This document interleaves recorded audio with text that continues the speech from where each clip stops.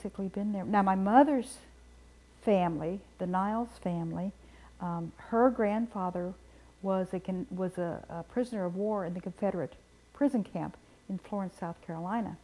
And so that's been probably the story that comes down through the family. That's what got me interested in genealogy, finding out more, because all we had was just Grandpa was the prisoner of war, and we didn't know much more about him.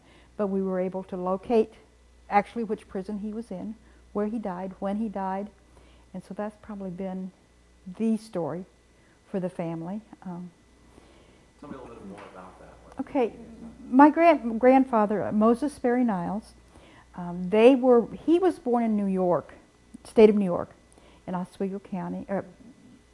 Oswego County. His father had come from Connecticut. His father and mother had come from Connecticut, came down the Hudson, and then went across to Oswego, which is on the western side of New York.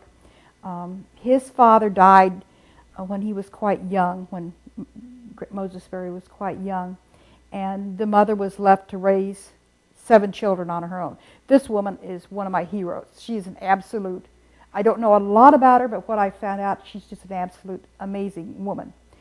She raised these children. The oldest was Moses Sperry. As they got older, they had to go out on their own, of course, to take care of themselves and help support the family. He moved to Ohio with some families, and then on into Indiana. He married in Ohio and moved into Indiana. And in the meantime, the other children are growing up, and his mother brings the children to live with them, and then follows into Indiana and still taking care of all these kids and providing for them. And then the Civil War breaks out. He becomes a recruiter for General Blackwell in that regiment. Recruited several of his brothers-in-law and a couple of his brothers. Remained recruited, became a sergeant. He was an older, he was in his 40s probably, so not a real active battle. He went to, they were called up for active duty. He was in the cavalry, and they headed south.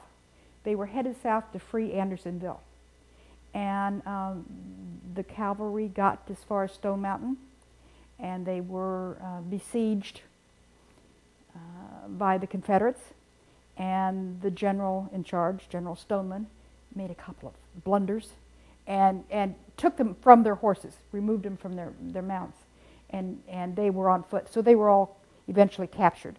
And first of all, they were taken to Andersonville, and then they were split up according to officers. Went one place, enlisted men, some went someplace, and he ended up in Florence, South Carolina. The conditions in those prison camps were just horrendous. I mean, the southern states had very little for their own soldiers, let alone to take care of. And he eventually died.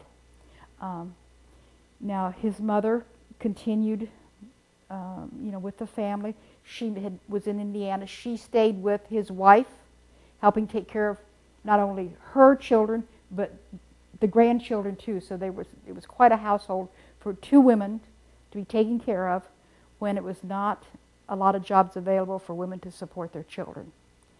And so he died there, and we have since located and had a memorial marker placed for him.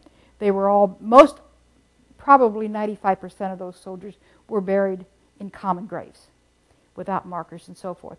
But we do have documentation. That's where he's buried. The government placed the stone, and I do have pictures of those. But now these 2 women are raising these kids, and she's traveling around.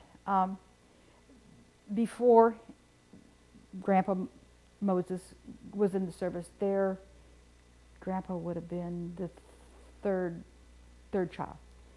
They had children. They moved. He was a blacksmith, and so like a traveling blacksmith. So they ended up in Wisconsin, and my grandfather was born because his grandmother was living there, the Sperry. She was a Sperry, and she was living there with more of her children. So this son and grandson, went to visit there, and this is where my grandfather was born, in Beaver Dam, Wisconsin.